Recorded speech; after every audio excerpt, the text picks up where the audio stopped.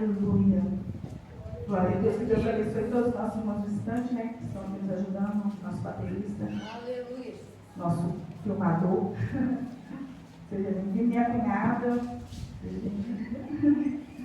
E as minhas sobrinhas. Uma já dormiu. Já um dos tios vai ter que revezar o braço da cunhada, tá? Porque pesa. Tem 2 tios muito fortes aqui que vão fazer isso para ela. Quem achou diz amém? Amém. Glória a Deus, vocês estão achando rápido, hein? Está de parabéns, estou gostando de ler. Então podemos ler? Ezequiel 37, primeiro diz assim: a mão do Senhor estava sobre mim, e por seu espírito ele me levou a um vale cheio de ossos. Ele me levou de um lado para o outro, e pude ver que era enorme o número de ossos no vale, e que os ossos estavam muito secos. Ele me perguntou: filho do homem, estes ossos poderão tornar a viver? Eu respondi: ó soberano Senhor, só tu o sabes. Então ele me disse: profetize a estes ossos e diga-lhes: ossos secos, ouçam a palavra do Senhor. Assim diz o soberano, o Senhor, a estes ossos: farei o Espírito entrar em vocês, e vocês terão vida. Porém tendão sobre vocês, e farei aparecer carne sobre vocês, e cobrirei com pele, e porei o Espírito em vocês, e vocês terão vida. Então vocês saberão que eu sou o Senhor. Amém? Diga-se comigo: Senhor Jesus, fala comigo, através da sua palavra. Amém? Glória a Deus. Não esqueçam da minha água, por favor. Irmãos, este é um culto de primavera. O Senhor, Ele me trouxe à minha mente esse culto. Eu falei: meu Deus, mas vai dar o que falar, porque nunca antes eu vi um culto parecido. E aí, Ele me disse assim: você vai fazer somente aquilo que já fizeram? Você vai fazer somente aquilo que agrada as pessoas? Eu quero que você agrade a mim. Eu falei: então, tá bom, vamos fazer o culto. Todo mundo sabe que a primavera ela vem logo após o inverno, né? Mas nem parece que a gente estava no inverno. E o inverno, como a gente sabe, é uma estação fria. E particularmente eu gosto bastante. Mas a gente sabe que nem todo mundo se agrada dessa estação. É um tempo frio para lugares para fora, né? Longe de Pirapora. Tem lugar que as pessoas não conseguem sair de casa sem menos de 2 blusas de frio, bem agasalhado.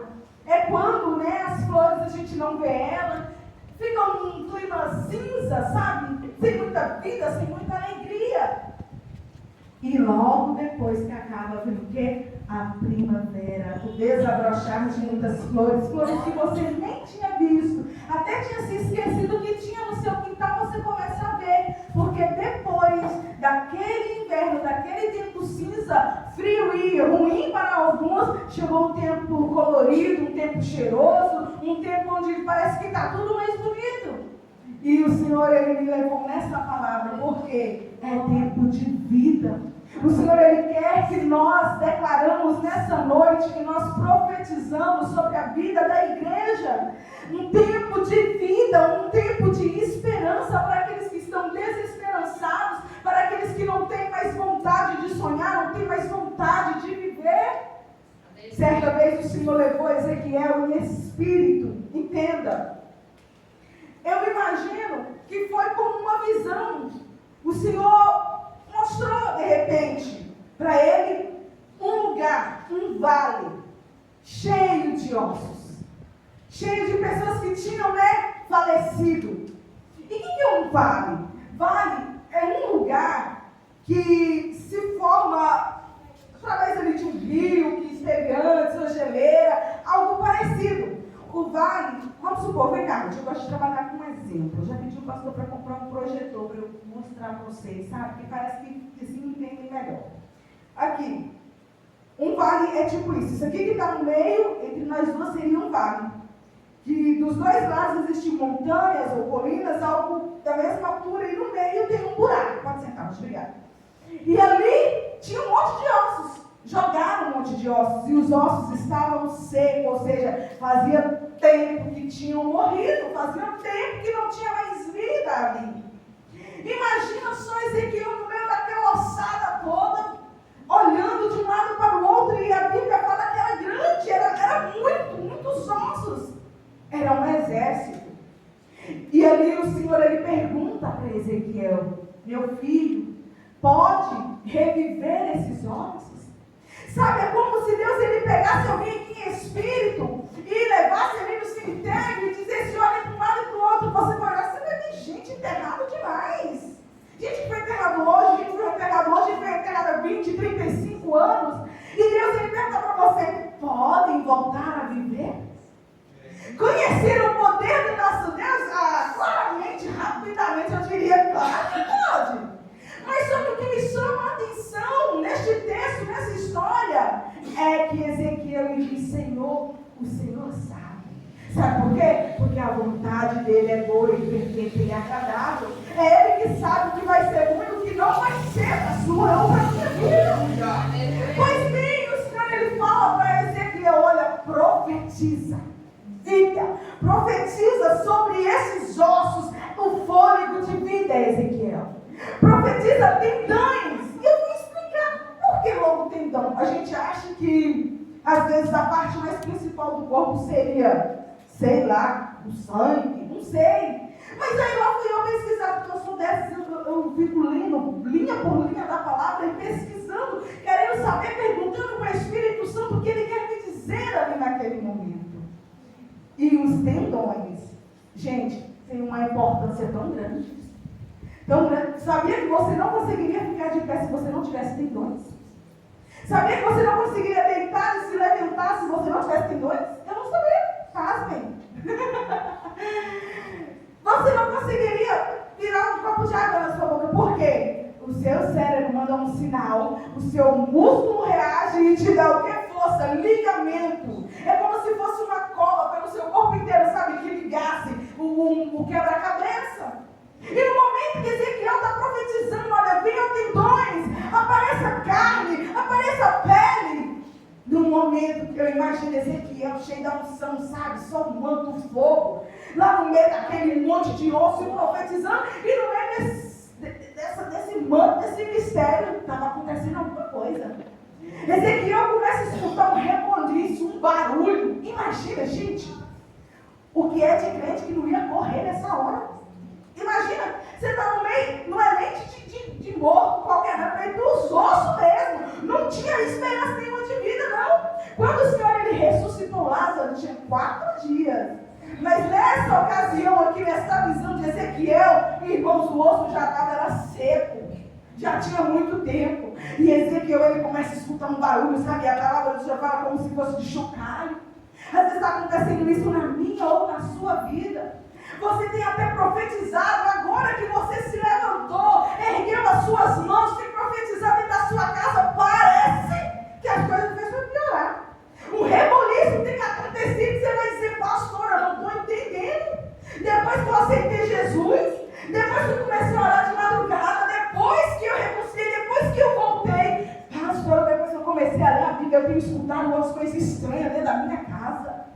Mas fica tranquilo, porque no meio desse reboliço, no meio desse barulho, no meio desse mover que está acontecendo, o Senhor está com as mãos dele, colocando as coisas no lugar. A gente não consegue entender o trabalhar de Deus, o mover de Deus.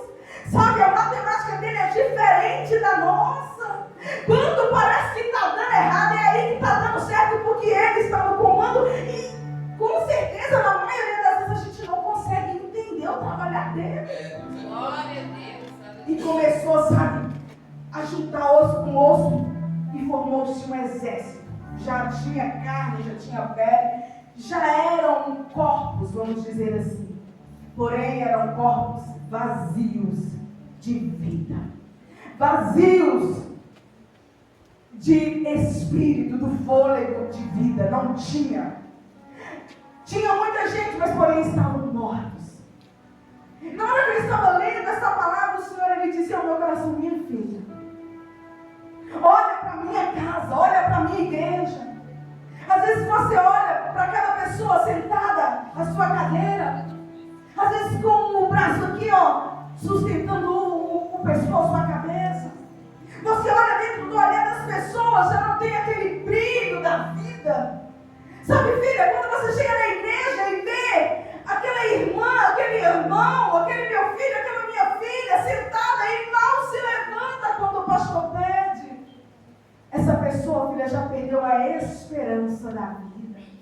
Sabe, essa pessoa já não tem dormido bem, essa pessoa já não tem se alimentado bem, essa pessoa tem travado tantas lutas, tantas guerras dentro da sua casa, essa pessoa, filha, já perdeu até mesmo a vontade, o sentido de continuar vivendo. Sabe, tem pessoas que estão do seu lado, no seu dia a dia, no seu trabalho, tem pessoas que estão do seu lado na fila do supermercado, e a pessoa já não tem mais aquele brilho no olhar, sabe, o brilho da felicidade, o brilho de viver. Tem pessoas que estão simplesmente sobrevivendo. Tem gente no nosso meio que está simplesmente sobrevivendo. Decorrido a períodos de luta, não sei, talvez depois de uma perda, depois de algo muito ruim que aconteceu, sabe? Essa pessoa, ela se encontra morta. Talvez você se sente desse jeito nessa noite. Se sinta morto para a vida, você só está levando a vida. Mas o Senhor, nessa noite, queremos que nós profetizamos sobre a vida uns dos outros de vida. O Senhor, Ele quer profetizar vida espiritual sobre você. Filha, quantos já morreram e espiritualmente não conseguem orar? E a gente julga, ora fulano, mas ora Beltrano, a pessoa está totalmente sem força. A palavra do Senhor fala, orai uns pelos outros. Hoje em dia a gente só sabe dizer assim, a fulana não quer nada com Deus, mas você não sabe o quanto aquela pessoa já tentou e às vezes não conseguiu, não aguentou continuar. Às vezes a gente olha e fala assim, é desconcertada, sumiu, é porque não quer nada. Mas você sabe o que essa pessoa tem passado. Você sabe quantas lágrimas esse alguém tem derramado. Você não imagina as dores que o ser humano que está do seu lado tem carregado. Sabe? É cada tragédia, é cada notícia ruim que a gente escuta. Fulano tirou a própria vida. O que leva uma pessoa a tirar a própria vida? O que leva uma pessoa? É o desprazer pela vida. É o tanto faz de continuar vivendo ou não. Quem nunca passou por isso na sua vida? Já tira a primeira pedra. A gente enfrenta dores, a gente enfrenta batalhas, que se pudesse a gente deitava e dizia, Senhor, não me deixe acordar. Já passou por isso? Pois o Senhor, Ele está querendo levantar você nessa noite como um agente, sabe por quê? Agente de cura. Sabe, o seu maior ministério é onde você mais sofreu na sua vida. Como assim, pastora? Eu não entendi. Aonde você mais sofreu é nessa área que Deus Ele vai te ajudar para poder levantar outra pessoa. Amém. Eu perdi alguém, o luto foi muito difícil para mim. É aí que o Senhor Ele vai te usar para levantar aqueles que acham que a vida acabou depois do luto. Glória. Eu perdi um